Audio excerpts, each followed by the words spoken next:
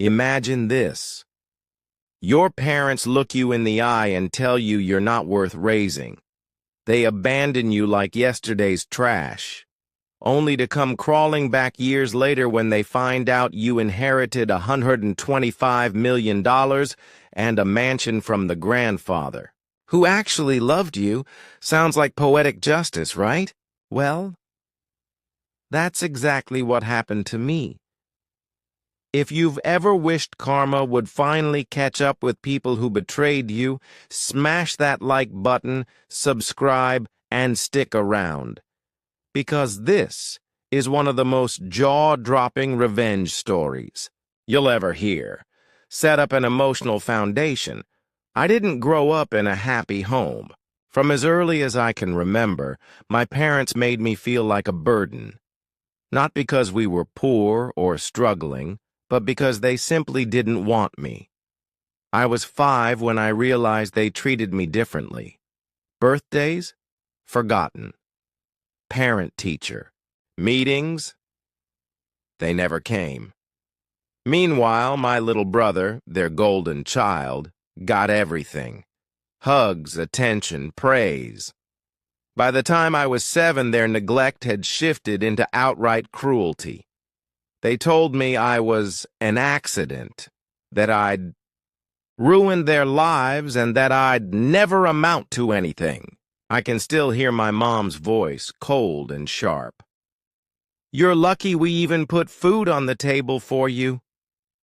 Except they didn't always. Some nights I'd sneak into the kitchen and eat dry cereal straight from the box because dinner ran out. It broke me. Imagine being a child, looking at the people who are supposed to protect you, and realizing they hate you. The only light in my world was my grandpa. Grandpa's role. He lived in a big, creaky house on the edge of town, a house that smelled like old books and pipe tobacco. Every time I visited, he wrapped me in a hug so tight I thought my bones would crack, and for the first time, I felt safe. He noticed what my parents didn't, the way I'd flinch at loud voices, how my clothes were always a little too small, how I'd scarf down meals like I didn't know when my next one was coming. He never said anything directly about my parents, but his eyes told me he knew. By the time I was 10, I was living with him more than with them. My parents barely protested. They wanted their perfect family without me. And Grandpa? He stepped up.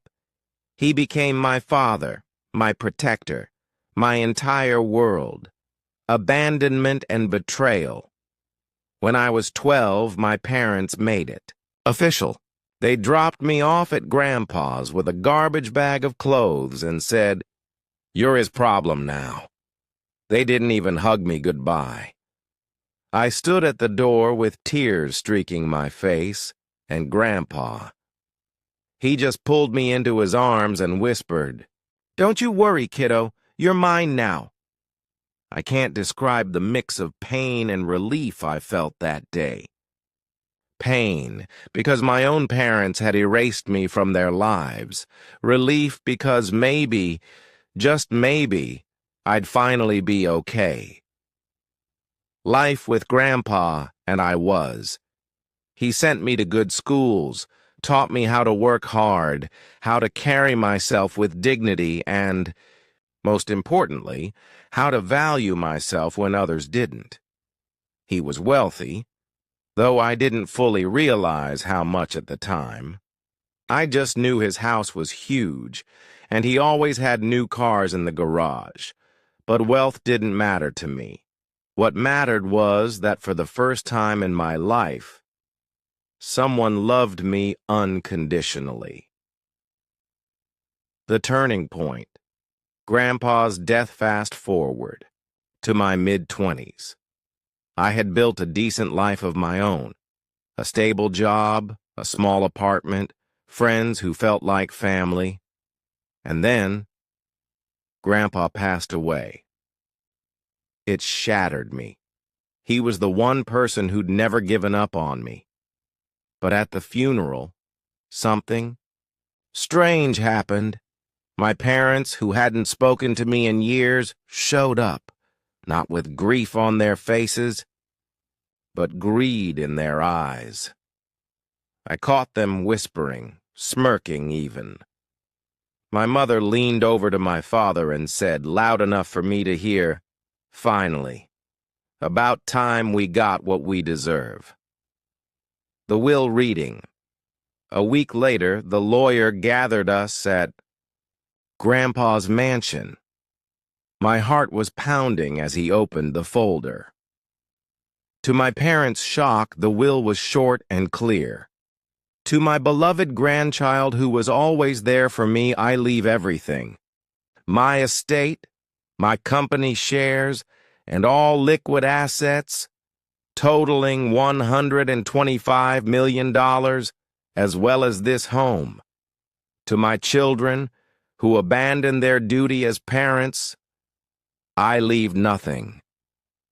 The room went silent. My mother's face drained of color. My father slammed his fist on the table. My brother looked like he'd swallowed a lemon. And me? I sat there trembling, torn between grief and vindication. The fallout. "This is a joke!" my mother screamed. "You brainwashed him," my father accused. But the lawyer just calmly closed the folder. "The will is airtight. There's no contest." I didn't say a word, not yet. I let the silence stretch. I let them feel the weight of every cruel word, every moment of neglect, every year they had abandoned me. Finally, I leaned forward, my voice calm but sharp as glass. "He left me everything, because he knew you left me with nothing." Their faces twisted with rage. My mother actually lunged toward me before my brother held her back. That was the last time I ever saw them. The sweetest part? For years they had flaunted their perfect family, looking down on me like I was worthless. And now, they were the ones empty-handed, while I had the life they always thought I didn't deserve. They tried calling. They tried sending letters, even threatened lawsuits. But every attempt died quietly, because Grandpa had made sure I was untouchable. My revenge wasn't loud. It didn't need to be. My existence, thriving, successful, loved, was the biggest slap in the face. Karma had done its job. Sometimes the best revenge isn't screaming or fighting back. It's living so well that the people who hurt you are forced to choke on their own regret. Grandpa gave me more than money. He gave me love.